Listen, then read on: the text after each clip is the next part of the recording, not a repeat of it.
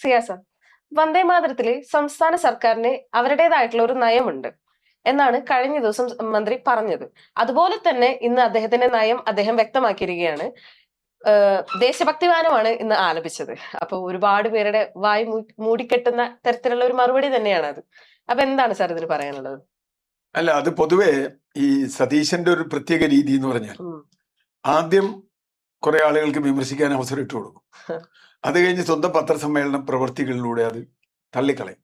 അത് കരിഞ്ഞു പോകും, ഈ കാടൊക്കെ കരിഞ്ഞു പോകും. അതിന്റെ ഏറ്റവും നല്ല ഉദാഹരണമാണ് ഇന്ന് കണ്ടത്. കഴിഞ്ഞ കുറേ ദിവസമായി ഇവിടെ വലിയ തോതിലുള്ള വിവാദം നടക്കുകയാണ്. ചീഫ് സെക്രട്ടറിയുടെ ഒരു സർക്കുലർ ആണ് അതിന്റെ തുടക്കം. ആ സർക്കുലറിൽ ദേശീയ ഗാനത്തിനോടൊപ്പം ദേശീയ ഗീതവും അതിന്റെ വരികൾ പാടണം എന്ന് പറഞ്ഞിട്ട് അതിന്റെ അടിയിൽ രാജ്യത്ത് ഒരു നിയമമുണ്ട്, ഇത്തവണ ദേശീയ ഗീതം മുഴുവനായി പാടണം. ഇതാണ് അതിലെ കാര്യം. ഇത് വന്നതോടുകൂടി കേരളത്തിലെ ഇടത് മതേതര ഹാൻഡിലുകൾ വലിയ തോതിൽ ചർച്ച തുടങ്ങി. ദേശീയ ഗീതമായിട്ടാണ് വന്ദേ മാതരം പറയുന്നത്, മറ്റേത് ദേശീയ ഗാനമാണ്, അങ്ങനെയാണ് അത് പറയുന്നത്. അപ്പോ വന്ദേ മാതരം ദേശീയ ഗീതമായിട്ട് മുമ്പേ അംഗീകരിച്ചിട്ടുണ്ട്, നമ്മൾ പാടാറുണ്ട്. പക്ഷെ അതിലുള്ള ഒരു പ്രശ്നം, ആദ്യത്തെ 4 വരിയെ പാടാറുണ്ട്. അതെനിക്ക് വളരെ ഇഷ്ടമാണ്. വന്ദേ മാതരം നമ്മൾ രാവിലെ റേഡിയോ തുറക്കുമ്പോൾ കേൾക്കുന്ന ഒരു സാധനമാണ്. എൻ്റെ ഭാര്യ റേഡിയോയിലായതുകൊണ്ട് ഞാൻ റേഡിയോ രാവിലെ വെച്ച് കഴിഞ്ഞാൽ ആദ്യം കേൾക്കുന്നത് വന്ദേ മാതരമാണ്.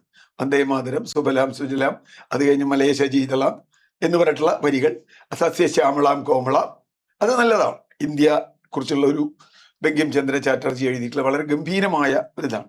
പക്ഷെ അതിന്റെ അടുത്ത വരികളിലേക്ക് വരുമ്പോൾ, ഇത് നമുക്കറിയാം സ്വാതന്ത്ര്യ സമരത്തിന്റെ വളരെ മുമ്പ് എഴുതിയിട്ടുള്ള ഒരു സാധനമാണ്, ഒരു നോവലിന്റെ ഒക്കെ ഭാഗമായി വന്നിട്ടുള്ളതാണ്. അപ്പൊ ഇതിന്റെ അവസാനം വരുമ്പോ എന്താ വെച്ചാൽ, അന്നത്തെ ഒരു ഇത് വെച്ച് ഹിന്ദു ദൈവങ്ങളാണ് ആരാധിക്കുന്നത്, വിഷ്ണു, ദുർഗ, അങ്ങനെയുള്ള ലക്ഷ്മി, അവരെ ആരാധിക്കുന്നതാണ് അതിന്റെ 2ാം ഭാഗം.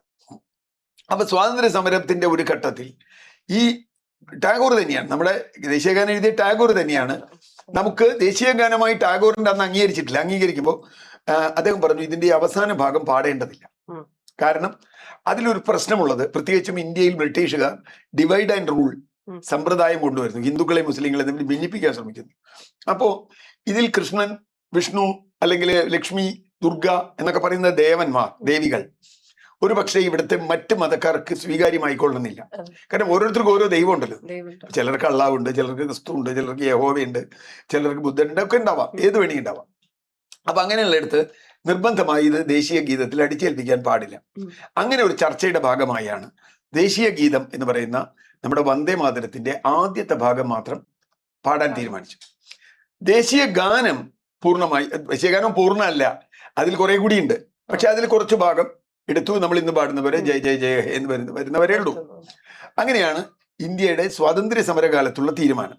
മഹാത്മാഗാന്ധി, നെഹ്റു, സുഭാഷ് ചന്ദ്രബോസ്, രവീന്ദ്രനാഥ് ടാഗോർ അടക്കം, ലോകത്തെ ഏറ്റവും പ്രമുഖരായ കവിയാണല്ലോ അദ്ദേഹം, ദേശസ്നേഹിയുമാണ്. അപ്പൊ അങ്ങനെ അത് തീരുമാനിക്കപ്പെട്ടു. സ്വാതന്ത്ര്യം കിട്ടിയപ്പോ ദേശീയ ഗീതത്തിന്റെ 4 വരി, ഈ ആദ്യത്തെ 4 വരി, അത് വളരെ മതേതരമായ ഒരു വരിയാണ്. അത് ഇന്നും പാടാം, എന്നും പാടാം. അങ്ങനെ അത് പാടാമെന്നും ജനഗണമന, ഈ പറഞ്ഞതുപോലെ നമ്മൾ പറഞ്ഞു ജനഗണമന തുടങ്ങി ഇതുവരെ പാടാമെന്നും തീരുമാനമായി. അങ്ങനെയാണ് നമ്മുടെ ഭരണഘടനയിൽ അത് വന്നത്. ദേശീയ ഗാനം, ദേശീയ ഗീതവും. ദേശീയ ഗീതം അത്ര നിർബന്ധമല്ല, പക്ഷെ ദേശീയ ഗീതം പാടുകയാണെങ്കിൽ ഇത്ര വരെ പാടാം.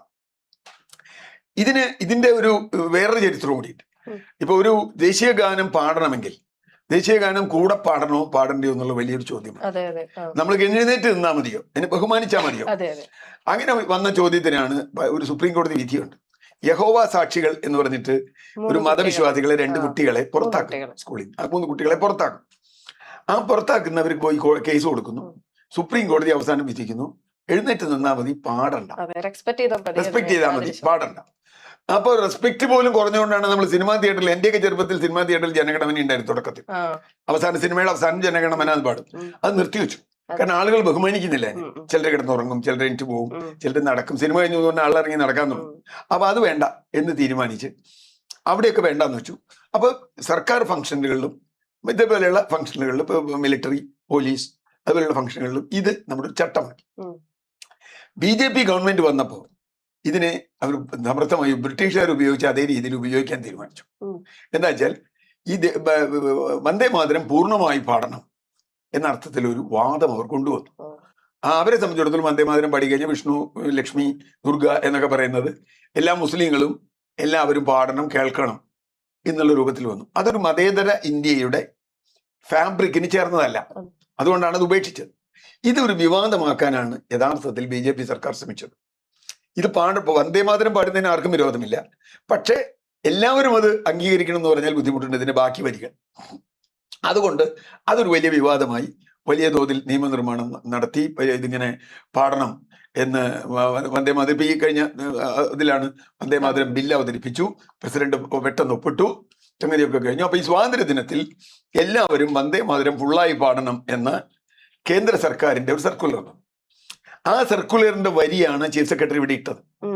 ആ നിയമത്തിന്റെ ഒരു വരിയാണ് ഇവിടെ ഇട്ടത്. ഇതിട്ടതോടുകൂടി കേരളത്തിൽ വലിയ തോതിലുള്ള ബഹളമുണ്ടായി. വലിയ തോതിലുള്ള ബഹളം ഉണ്ടായി എന്ന് പറഞ്ഞു കഴിഞ്ഞാൽ ഏറ്റവും കൂടുതൽ ബഹളം ഉണ്ടാക്കിയത് ഇടതുപക്ഷ ഹാൻഡിലുകളാണ്. അവരെ സംബന്ധിച്ചിടത്തോളം അവർക്ക് അതിന് യോഗ്യതയുണ്ടോ എന്നൊക്കെ ചോദിച്ചാൽ എനിക്കറിയില്ല. കാരണം അവർക്ക് ഞാൻ ഇപ്പോഴും വിചാരിക്കുന്നത് പിണറായി വിജയനാണ് കേരളത്തിൽ ഭരിക്കുന്നതെങ്കിൽ ഇത് മുഴുവൻ പാടിയനെയാണ്. കാരണം അദ്ദേഹത്തിന് കേന്ദ്രത്തെ ഭയമുണ്ട്. അതന്നെ കേന്ദ്രത്തെ ഭയമുണ്ട് എല്ലാ കാര്യത്തിലും. ഇപ്പൊ BMC ഒപ്പിട്ടയിലായാലും നിരവധി കാര്യങ്ങളിൽ. ഇപ്പോ TG മോഹൻദാസിന്റെ അറസ്റ്റ് വന്നപ്പോൾ നമ്മൾ കണ്ടൊരു കാര്യമുണ്ട്. ശശികല ടീച്ചറും അതുപോലെയുള്ള ആളുകളും വെള്ളാപ്പള്ളി നടേശൻ വരെ കേരളത്തിൽ എത്ര വർഗീയ വിദ്വേഷമുള്ള സംഗതി ഇതിട്ടു. George, BC George, Shone George, അങ്ങനെ നിരവധി ആളുകൾ. അപ്പോ അന്നൊന്നും ഒരു കേസ് പോലും എടുത്തിട്ടില്ല. ഞാൻ പറയുന്നത് ഇപ്പൊ TG മോഹൻദാസിനെതിരെ കേസ് എടുത്തതിന് ജാമ്യം കിട്ടിയതിന് എനിക്ക് ദേഷ്യം. ഞാൻ എന്നോട് യോജിക്കുന്നില്ല, ജാമ്യം കൊടുക്കരുത് എന്ന ആളാണ്. പക്ഷെ പോട്ടെ, അത് സ്ത്രീകൾക്കെതിരായ ഇതും കൂടി, അല്ലാണ്ട് ഇത് മാത്രമല്ല, വർഗീയം മാത്രമല്ല, ഒക്കെ ഉണ്ട്. അപ്പൊ തീർച്ചയായിട്ടും ആ ഒരു വിവാദമൊക്കെ നിൽക്കുന്നുണ്ട്. പക്ഷെ VD സതീശൻ അദ്ദേഹത്തിന്റെ കാർഡ് ചെസ്റ്റിനോട് ചേർത്ത് പിടിച്ചു, അങ്ങനെയാണ് ഇംഗ്ലീഷിൽ പറയാം. അദ്ദേഹത്തിന്റെ കാർഡ് അദ്ദേഹത്തിനെ കാണിച്ചില്ല. ഇവരുടെ വിവാദം പരമാവധി കൊഴുക്കട്ടെ എന്ന് തീരുമാനിച്ചു. കാരണം പരമാവധി കൊടുത്തിട്ട് അടിക്കാനാണ് പുള്ളിയുടെ ഒരു ലൈൻ. എന്തായാലും അതിന് ശേഷം ഉണ്ടാവുമല്ലോ കാര്യം. BJP-ക്കാർ വന്നോട്ടെ, BJP-ക്കാർ പറയണം. അപ്പോഴാണല്ലോ ഇവർക്കൊന്നും പറയാനില്ലല്ലോ, LDF ലെഫ്റ്റിനൊന്നും പറയാനില്ലല്ലോ. ലെഫ്റ്റ് മാത്രമല്ല, ഈ കാര്യത്തിൽ അദ്ദേഹത്തിനോട് പത്രലേഖകർ ചോദിച്ചു. കഴിഞ്ഞ പത്രസമ്മേളനം ഞാൻ ശ്രദ്ധിച്ചു. വന്ദേമാതരത്തിന്റെ കാര്യം ചോദിച്ചു. പറഞ്ഞു ഞങ്ങൾക്ക് കോൺഗ്രസിന്റെ ഒരു നിലപാടുണ്ട്, കോൺഗ്രസ് നയിക്കുന്ന UDF-ന്റെ ഒരു നിലപാടുണ്ട്. ആ നിലപാടനുസരിച്ചാണ് ഞങ്ങൾ പ്രവർത്തിക്കാൻ പോണത്. അത് നിങ്ങൾ ആഗസ്റ്റ് 15 കണ്ടാൽ പോരെ. ഞാൻ എന്താ ചെയ്യാൻ പോണേ നിങ്ങളോട് പറയേണ്ട കാര്യമല്ല. മാത്രമല്ല, ഇന്നലെ കൃത്യമായി സർക്കുലർ വന്നു. അവർക്ക് സ്വന്തം ഇഷ്ടപ്രകാരം ഉണ്ടെങ്കിൽ ഒരാൾക്ക് വന്ദേമാതരം പാടാം, അല്ലാതെ സർക്കാരിന് വന്ദേമാതരം പാടണമെന്നില്ല. അപ്പൊ എല്ലാവരും ശ്രദ്ധിച്ചത് മുഖ്യമന്ത്രിയുടെ ചടങ്ങിൽ എന്ത് വരുന്നില്ല. മുഖ്യമന്ത്രിയാണല്ലോ ഇതിൽ പ്രധാനപ്പെട്ട ഒരു ചടങ്ങ്. ഇന്നിപ്പോ പാർലമെന്റിൽ പ്രധാനമന്ത്രി ചെങ്കോട്ടയിൽ കൊടി ഉയർത്തി കഴിഞ്ഞപ്പോ അവിടെ വന്ദേമാതരം ഫുൾ പാടി. ഞാനത് കേട്ടു. അപ്പൊ ഇവിടെ ഇത് പാടുമോ പാടില്ലയോ? വലിയ തോതിലുള്ള ഇങ്ങനെ സ്പെക്യുലേഷൻ. സതീശന് ഒരു സ്പെക്യുലേഷൻ ഉണ്ടായില്ല. സതീശൻ വളരെ കൃത്യമായി മുഖ്യമന്ത്രി എന്ന നിലയിൽ പാടിയപ്പോൾ വന്ദേമാതരം പാടിയതേയില്ല ആ ചടങ്ങിൽ. വന്ദേമാതരം പാടണമെന്ന് എവിടെ ഇല്ല. സത്യത്തിൽ വേണമെങ്കിൽ ഇവരുടെ നിയമമുണ്ട്, കേന്ദ്ര നിയമമുണ്ട്. സർക്കാരിന്റെ നയം വന്ദേമാതരമേ പാടിയില്ല. 4 വരിയല്ല, 1 വരിയും പാടിയില്ല. ഇത് കഴിഞ്ഞോടുകൂടി എന്ന് പറഞ്ഞാൽ ഇപ്പൊ മിക്കവാറും ഗോവിന്ദ മാഷക്ക് ബോധം കിട്ടുന്നുണ്ടാവും. ഗോവിന്ദ മാഷ് ബോധം കിട്ടുന്നുണ്ടാവും. ഇത് പാടുമെന്നും അത് വന്നാൽ ഉടനെ തന്നെ നമുക്ക് കൂട്ടത്തോടെ അറ്റാക്ക് ചെയ്യാൻ വേണ്ടി കാർഡ് വരെ ഉണ്ടാക്കി വെച്ചിട്ടുണ്ടാവും. ഏത് ക്യാപ്സ്യൂൾ കാർഡ്.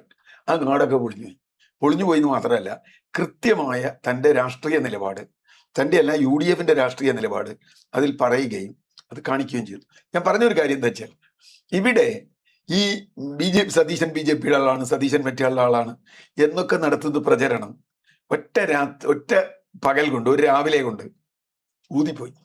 കാരണം ഇനിയിപ്പോ BJP ഹാൻഡിലുകൾ എതിർത്തോട്ടെ. BJP ഹാൻഡിലുകൾ എതിർത്താലും ഒരു കുഴപ്പമില്ല. സതീശൻ, അവിടെയാണ് സതീശന്റെ ഒരു ഇപ്പോഴത്തെ ഒരു ട്രിക്കി മതേതരത്വം ഉണ്ട്.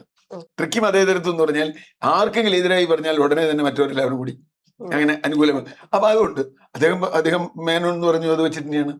അദ്ദേഹം മേനോൻ എന്ന് പറഞ്ഞത് യഥാർത്ഥത്തിൽ സുകുമാരൻ നായർക്കുള്ള മറുപടിയായിരുന്നു. ഞാൻ തറവാടി മേനോനാണ്ട, വേണമെങ്കിൽ നോക്കിക്കോ, ഇയാള് എന്താന്നൊക്കെ പറഞ്ഞല്ലോ. ഞാൻ പറഞ്ഞത് അത് സതീശന്റെ നിലപാട്. സതീശനെ പറയണോ പറയണ്ടോ എന്നുള്ളത്. അദ്ദേഹം ക്ഷേത്രത്തിൽ പോകുന്ന ആളാണ്, പൂജ കഴിക്കുന്ന ആളാണ്, അല്ലെങ്കിൽ തുലാഭാരം കഴിക്കുന്ന ആളാണ്. അദ്ദേഹം അമൃതാനന്ദമയുടെ അടുത്ത് പോയി. ഇതിലൊന്നും അദ്ദേഹത്തിന് ഒരു വിരോധമില്ല. പോകുന്നതിന് എന്റെ വിശ്വാസം 100% എനിക്ക് സൂക്ഷിക്കാനുള്ളതാണ്. അത് സ്റ്റേറ്റിന്റെ ചെലവിലല്ല. ഇപ്പോ കരുണാകരൻ എല്ലാ 1-ാം തീയതിയും ഗുരുവായൂർ പോയി. രമേശ് ചെന്നിത്തല എല്ലാ 1-ാം തീയതി ഗുരുവായൂർ പോയി. ഇവരൊക്കെ ശബരിമലയ്ക്ക് പോയിട്ട്. ഞാൻ പറഞ്ഞത് ഇടതുപക്ഷത്തിന്റെ പ്രശ്നം അവരുടെ കപട വിശ്വാസം. അവര് പരസ്യമായി ഇതൊക്കെ എതിർക്കും. എന്നിട്ട് രഹസ്യമായി ജോത്സ്യന്റെ അടുത്ത് പോകും, മറ്റേ ഇത് നടത്തും, പൂമൂടൽ നടത്തും. ഞാൻ പറഞ്ഞു, എന്തിനാ പൂമൂടൽ നടത്തുന്നത്? നിങ്ങൾ ഇപ്പൊ ഒരു വളരെ പ്രമുഖനായ നേതാവ്, അദ്ദേഹം ഇപ്പൊ ഇല്ല, അദ്ദേഹത്തിന്റെ വേണ്ടി പൂമൂടൽ നടത്തി കാടാമ്പുഴ, എനിക്കറിയാം. അപ്പൊ പൂമൂടൽ നടത്തി കഴിഞ്ഞപ്പോ എന്ത് പറ്റി? അത് വേറെയാണ്, എങ്ങനെയല്ല, മറ്റേ വീടാണ്, ഭാര്യയാണ്, ഇതൊക്കെ പറഞ്ഞിട്ട് പറഞ്ഞു. അപ്പൊ പ്രശ്നം ഇവർക്കൊക്കെ വിശ്വാസം. കടകംപള്ളി സുരേന്ദ്രന്റെ വളരെ പ്രസിദ്ധമായ ഒരു വീഡിയോ ഒക്കെ നടക്കുന്നത്, അദ്ദേഹം ഒരു പത്രസമ്മേളനം പോലെ തിരുവനന്തപുരത്ത് നടത്തിയതാണ്. അദ്ദേഹം പറഞ്ഞ അയ്യപ്പനോട് കളിച്ചാൽ കളി പഠിക്കും. പാർട്ടി സംസ്ഥാന കമ്മിറ്റി മെമ്പറാണ്. ഭഗവതിയോട് കളിച്ചാൽ കളി പഠിക്കും എന്നൊക്കെയുള്ള ഒരു ലൈൻ. അപ്പൊ ഞാൻ പറഞ്ഞത്, വിശ്വാസം ഉണ്ടാവുന്നതിന് ഞാനൊരു തെറ്റുമല്ല. ഒരു മാർക്സിസ്റ്റ് ആയാൽ പോലും നിങ്ങൾക്ക് വേണമെങ്കിൽ വിശ്വാസം ഉണ്ടാവാം. ഒരു മതേതര സമൂഹത്തിൽ, ഒരു ജനാധിപത്യ സമൂഹത്തിൽ നിങ്ങൾക്ക് വിശ്വാസം ഉണ്ടാവാം, ഇല്ലാതിരിക്കാം, പക്ഷെ കപടമാവരുത്. അതാണ് പ്രശ്നം. പുറത്തൊന്ന് കാണിക്കുക, അകത്ത് വേറൊന്ന് കാണിക്കുക എന്നുള്ളതല്ല. അതാണ്. അപ്പൊ എന്നെ സംബന്ധിച്ചിടത്തോളം സതീശന്റെ തീരുമാനം 100% അംഗീകരിക്കുന്ന ഒരു കാര്യമാണ്. അത് എല്ലാവർക്കും ഉള്ള മറുപടിയാണ്. ഇതുവരെ സതീശനെ പറ്റി പറഞ്ഞ എല്ലാവർക്കും ഉള്ള ഒറ്റ വാചക മറുപടിയാണ്.